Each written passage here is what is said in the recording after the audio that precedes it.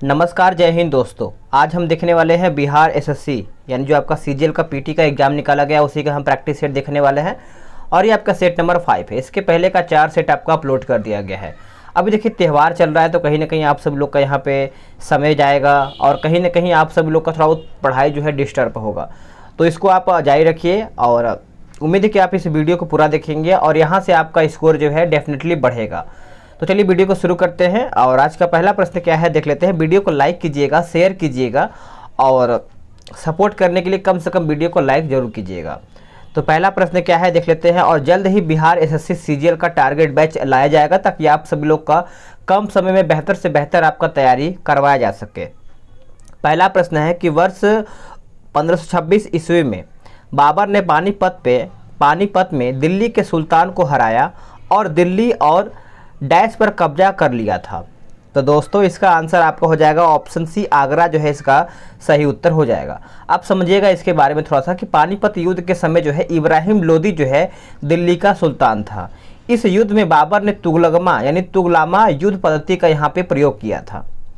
आगे प्रश्न है कि गरीबी रेखा के संबंध में गलत कथन का यहाँ पे चयन करके बताएं।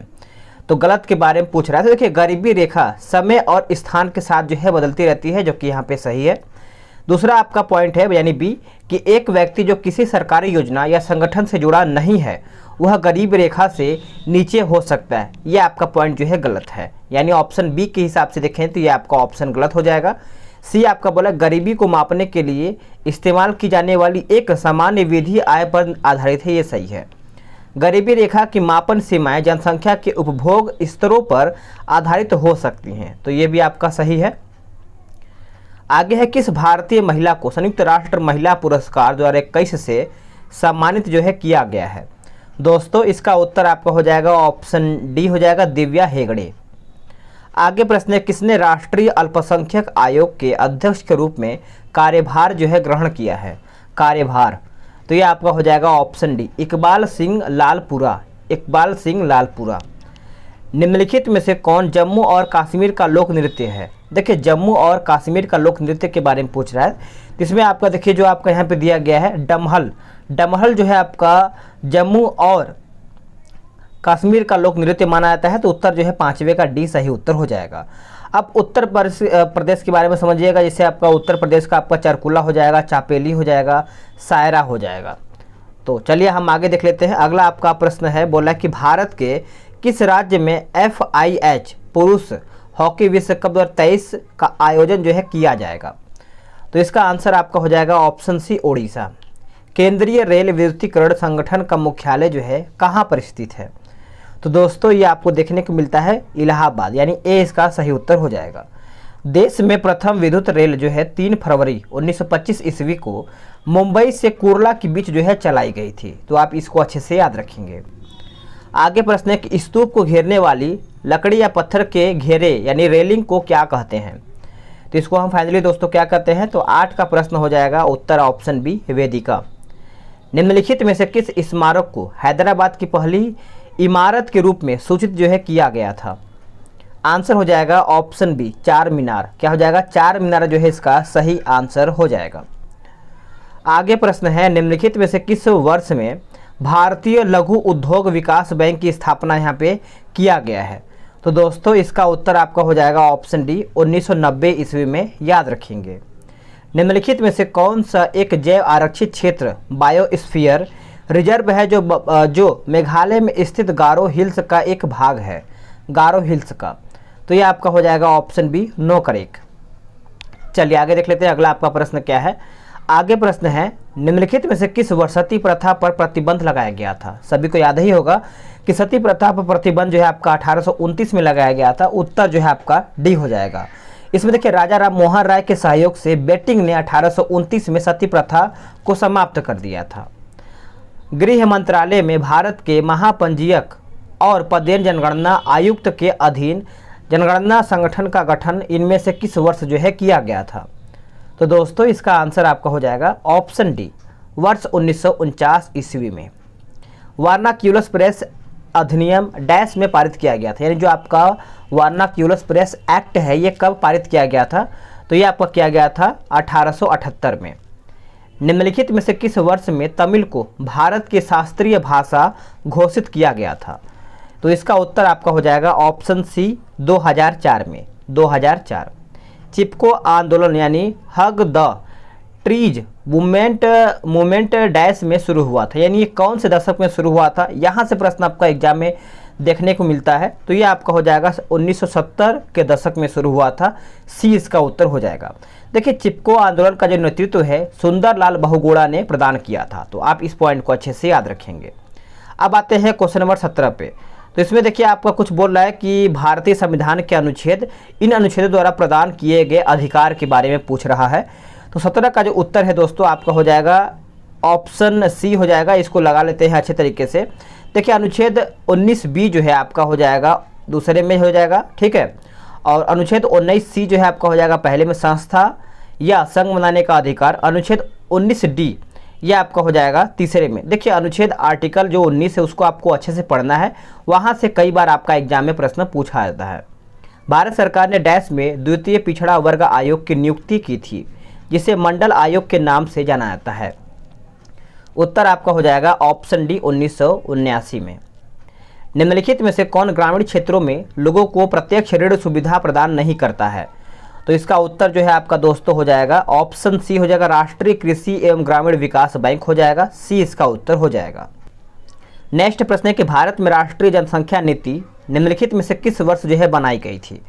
तो इसका उत्तर आपका हो जाएगा ऑप्शन ए 2000 ईस्वी में, 2000 ईस्वी में। चलिए नेक्स्ट प्रश्न देख लेते हैं। बोल रहा है कि सदियों पुरानी राजशाही को समाप्त करने के बाद नेपाल किस वर्ष एक संघीय लोकतांत्रिक गणराज्य बना है? तो इसका उत्तर आपका हो जाएगा ऑप्शन सी 2008 ईस्वी में, 2008।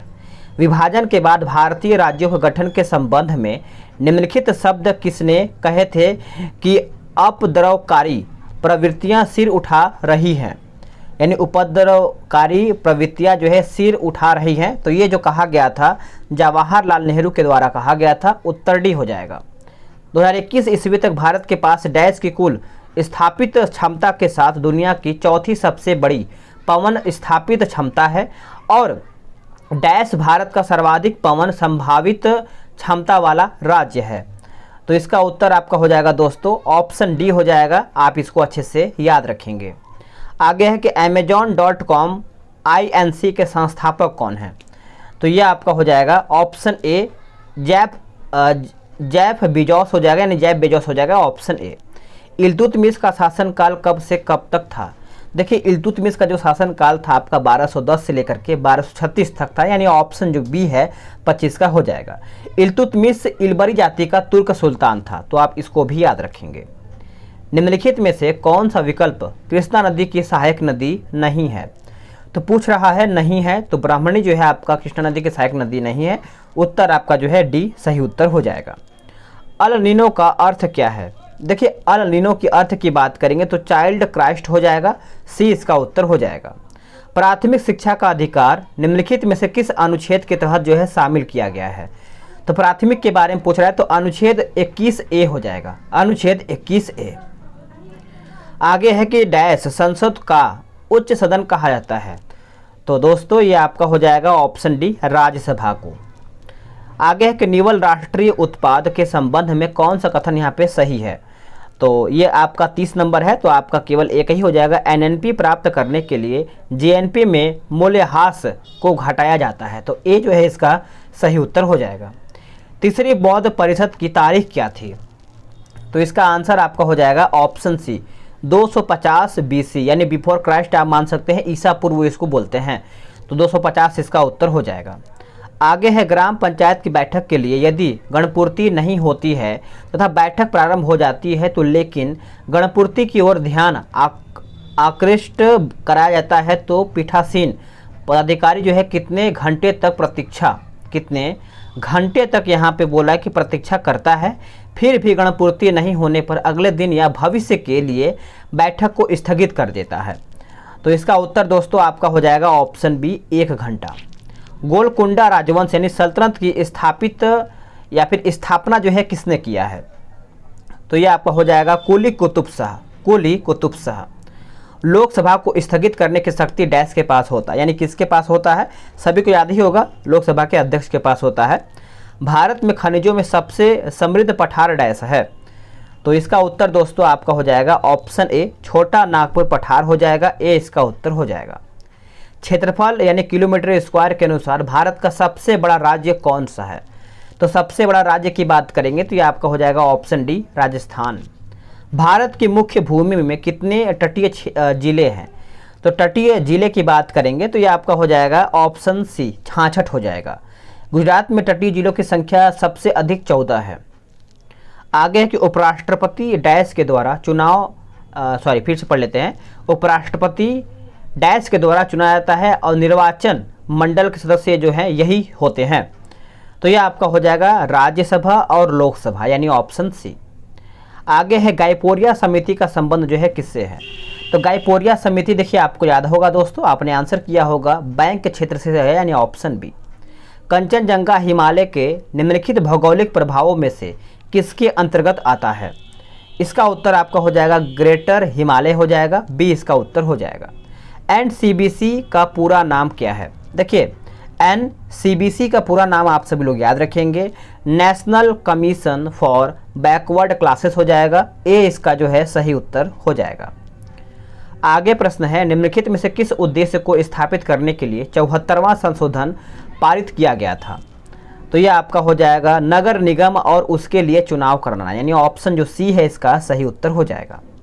मूल संविधान में डैश अनुच्छेद और डैश अनुसूची जो है शामिल थे, देखिए मूल संविधान यानी पहले की संविधान की बात करेंगे तो 395 अनुच्छेद और 8 अनुसूची, अभी आपका 395 प्लस अनुच्छेद हो गया है और 12 अनुसूचियां आपको यहाँ पे देखने को मिलेगा, तो आप इसको अच्छे से याद रखेंगे। और वर्तमान समय में संविधान में 25 भाग, 395 अनुच्छेद और 12 अनुसूची हैं। जिला परिषद का अध्यक्ष अपना त्यागपत्र जो है किसे देता है, तो ये जो अध्यक्ष होता है जिला दंड अधिकारी को देता है, ए इसका सही उत्तर हो जाएगा। चलिए नेक्स्ट प्रश्न देखेंगे। आगे प्रश्न है कि तुगलक की शासन अवधि जो है कब से कब तक था, तो इसका अवधि करीबन 1320 से लेकर के 1414 तक था, यानी ऑप्शन बी इसका उत्तर हो जाएगा। तमाशा निम्नलिखित में से किस राज्य का लोक नृत्य है, देखिए तमाशा की बात करेंगे तो ये आपका हो जाएगा ऑप्शन बी, महाराष्ट्र जो है इसका उत्तर हो जाएगा। आगे है CPI-RL के लिए क्या काम करता है, तो दोस्तों इसका उत्तर आपका हो जाएगा consumer price index for the rural labours हो जाएगा, ए इसका उत्तर हो जाएगा। चलिए आगे देख लेते हैं अगला आपका प्रश्न क्या है। देखिए 48 नंबर बोल रहा है कि निम्नलिखित में से कौन दक्षिण भारत का एक राजवंश नहीं थे, दक्षिण भारत का एक राजवंश नहीं थे, तो हर्यक वंश क्या हो जाएगा, हर्यक यानी ऑप्शन ए। हर्यक वंश का संस्थापक सभी को याद ही होगा, ये बिंबिसार था। बिंबिसार इस वंश का प्रथम शासक भी था। ओलंपिक खेलों के मैराथन इवेंट में कितनी दूरी तय की जानी चाहिए, तो इवेंट की बात कर रहा है दोस्तों, तो ये आपका हो जाएगा ऑप्शन सी, 42.195 मीटर हो जाएगा, सी इसका उत्तर हो जाएगा। राष्ट्रीय प्रौढ़ शिक्षा कार्यक्रम की शुरुआत जो है किया गया था कब, तो इसकी शुरुआत करीबन अक्टूबर 1978 में किया गया था, बी इसका सही उत्तर हो जाएगा।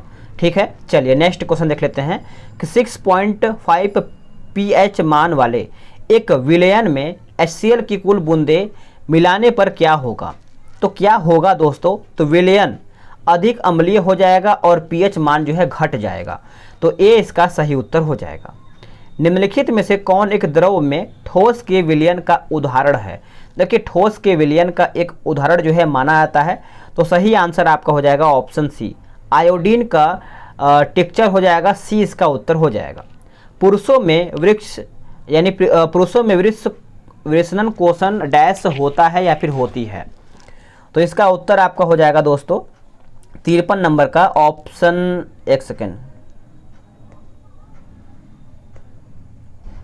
इसका हो जाएगा आपका ऑप्शन डी हो जाएगा वृषण। आगे प्रश्न आपका बोल रहा है कि इसमें बोला कि 88 ग्राम कार्बन डाइऑक्साइड में कार्बन के कितने परमाणु जो है मौजूद होते हैं, तो कार्बन के कितने परमाणु जो है मौजूद होते हैं, तो ये आपका हो जाएगा ऑप्शन ए 12.044 गुणे 10 के पावर 23 हो जाएगा, ए इसका उत्तर हो जाएगा। एक तत्व एक्स आवर्त सारणी के तीसरे आवर्त से संबंधित हैं और यह अक्रिय गैस विन्यास प्राप्त करने के लिए x के पावर 3 ऋणायन बनाता है तो X का परमाणु क्रमांक क्या होगा? तो दोस्तों इसका उत्तर आपका हो जाएगा ऑप्शन ए 15 होगा। एक वस्तु को एक उत्तल लेंस के अक्ष पर उसके फोकस f1 और प्रकाशीय केंद्र O के बीच स्थित एक बिंदु पर रखा जाता है। निर्मित प्रतिबिंब जो है डैश होगा। तो निर्मित प्रतिबिंब जो है आपका आभासी और बड़ा होगा, यानी ऑप्शन जो सी है इसका सही आंसर हो जाएगा। चलिए आगे देख लेते हैं 57 नंबर। बोला कि जनरेटर एक ऐसा उपकरण है जो कि अगर हम बात करेंगे तो इसमें यांत्रिक ऊर्जा को विद्युत ऊर्जा में परिवर्तित करता है। उसके बाद दूसरा यहाँ पे जो आपका तीसरा पॉइंट है कि विद्युत चुंबकीय प्रेरण के सिद्धांत पर आधारित होता है। तो आपका उत्तर जो है 1 और 3 दोनों सही है। आगे प्रश्न है, निम्नलिखित में से कौन सा एक अनुक्रमणीय रासायनिक परिवर्तन है? तो दोस्तों इसका सही उत्तर आपका हो जाएगा ऑप्शन बी फलों का पकना। फलों का पकना यानी ऑप्शन बी सही उत्तर हो जाएगा। तो आगे आपका प्रश्न बोला है कि निम्न में से कौन सा कार्बनिक यौगिक है जिसे सर्वप्रथम प्रयोगशाला में संश्लेषित किया गया था?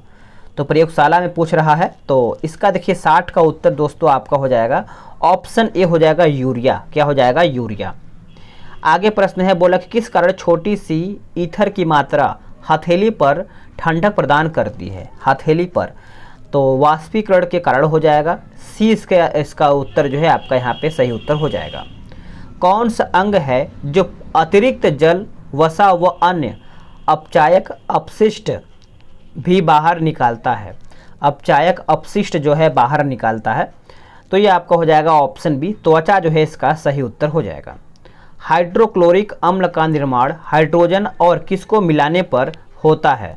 तो ये किसके मिलाने पर होता है? तो यही आपका प्रश्न है। तो देखिए ये आपका हो जाएगा ऑप्शन बी क्लोरीन। क्या हो जाएगा? क्लोरीन इसका सही उत्तर हो जाएगा। हाइड्रोक्लोरिक अम्ल का दूसरा जो नाम है आपका होता है, क्या होता है बताइएगा? तो म्यूरिएटिक अम्ल भी होता है, म्यूरिएटिक अम्ल। सर्वग्राही रक्त समूह कौन सा होता है? सर्वग्राही दोस्तों इसका उत्तर आपका हो जाएगा ऑप्शन सी ए बी हो जाएगा। देखिए ए बी ओ ग्रुप जो आपका ब्लड ग्रुप होता है सिस्टम के अनुसार मुख्यतः 4 ब्लड ग्रुप होते हैं, group A, group B, group A B, group O होता है। तो आप सभी लोग अच्छे से याद रखेंगे, ठीक है। तो रक्त समूह जो यूनिवर्सल ब्लड डोनर होता है वो आपका ओ कहलाता है। आगे प्रश्न है कि कपड़े से स्याही और जंग के धब्बे छुड़ाने के लिए निम्नलिखित में से किसका प्रयोग करते हैं? तो इनमें से जो प्रयोग करते हैं ऑक्जेलिक अम्ल का प्रयोग करते हैं, ऑप्शन सी आंसर हो जाएगा। निम्न में से कौन सा तत्व संरचनात्मक तत्वों में नहीं आता है? तो नहीं आता है तो ये आपका हो जाएगा ऑप्शन ए कैडमियम नहीं आता है, बाकी कार्बन आता है, ऑक्सीजन आता है और नाइट्रोजन भी आता है। चमगादड़ अंधेरे में भी आसानी से उड़ सकती हैं, ऐसा क्यों? ऐसा इसलिए कि वह स्वयं के द्वारा जो है उत्पन्न की गई पराध्वनि से रास्ता देखती हैं। तो ए जो है इसका सही उत्तर हो जाएगा। चलिए नेक्स्ट प्रश्न हम देख लेते हैं। ये सभी प्रश्न आपका मैथ्स का प्रश्न है, तो इसको हम स्किप करेंगे और सीधे हम अपने जीके जीएस पे आएंगे। चलिए अब आते हैं 143 से। बोला कि वृक्क गंधिका किस प्रकार की अभिक्रिया का उदाहरण है? तो 143, तो देखिए इसका सही आंसर की अगर हम बात करेंगे दोस्तों, तो इसका सही उत्तर आपका हो जाएगा ऑप्शन सी हो जाएगा, ऑक्सीकरण अभिक्रिया हो जाएगा। सी इसका उत्तर हो जाएगा। निम्नलिखित में से कौन सा तत्व जो है हमारे खाई जाने वाली चीनी की रासायनिक संरचना में शामिल नहीं होता है? तो नहीं होता है तो ये आपका हो जाएगा ऑप्शन डी नाइट्रोजन। नेक्स्ट प्रश्न है कि सूक्ष्म जीवों को नष्ट करने के लिए निम्नलिखित में से कौन सी दवा का उपयोग किया जाता है? कौन सी दवा का उपयोग करते हैं? तो रोगाणु रोधक हो जाएगा। ऑप्शन सी इसका सही उत्तर हो जाएगा। अमोनियम क्लोराइड के संबंध में निम्नलिखित में से कौन सा विकल्प जो है सही नहीं है? यानी इनमें से जो है आपका गलत कौन सा है? तो यह प्रबल अम्ल और दुर्बल क्षार का लवण है, यही आपका गलत हो जाएगा। बाकी यह दुर्बल अम्ल और दुर्बल क्षार का लवण है, यह आपका सही है। और आपका आगे बोल रहा है, इसको हम देख लेते हैं। यह प्रबल अम्ल और प्रबल क्षार का लवण है, सही है। यह दुर्लभ अम्ल और प्रबल क्षार का लवण है। आगे है कि आहार में आयोडीन की कमी से डैश की समस्या हो सकती है। तो देखिए अगर आयोडीन की कमी है तो कहीं ना कहीं आप सभी लोगों ने देखा होगा, आपका रात्रि दृष्टि हो जाएगा। ए जो है इसका सही उत्तर हो जाएगा। एक तत्व ए आवर्त सारणी के 15वें समूह और तीसरे आवर्त में मौजूद हैं। यदि इस तत्व के किसी समस्थानिक की द्रव्यमान संख्या 33 है तो समस्थानिक के एक परमाणु में उपस्थित न्यूट्रॉनों की संख्या जो है क्या होगी? तो न्यूट्रॉनों की संख्या आप याद रखेंगे 18 हो जाएगा, यानी ऑप्शन ए। एक वस्तु को अवतल दर्पण के अक्ष पर उसके वक्रता केंद्र से परे एक बिंदु पर रखा जाता है। निर्मित प्रतिबिंब जो है डैश होगा, तो निर्मित प्रतिबिंब जो है आपका उल्टा और हार्शिक होगा, यानी ऑप्शन डी सही आंसर हो जाएगा। आगे प्रश्न है कि विद्युत कन्वेंशन के लिए प्रयुक्त तार तांबे के बने होते हैं, क्योंकि तांबा डैश होता है। जो तांबा जो होता है दोस्तों तन्य और विद्युत का सुचालक होता है, यानी ए इसका सही उत्तर हो जाएगा। तो दोस्तों आप सभी लोगों ने जीके जीएस का 75 क्वेश्चन समाप्त कर दिया मैंने। आपने कितना प्रश्न सही किया है कमेंट करके बताएंगे, और हाँ वीडियो कैसा लगा है वो भी आप कमेंट करके बताएंगे। मिलते हैं एक नई वीडियो में, आज के लिए इतना ही।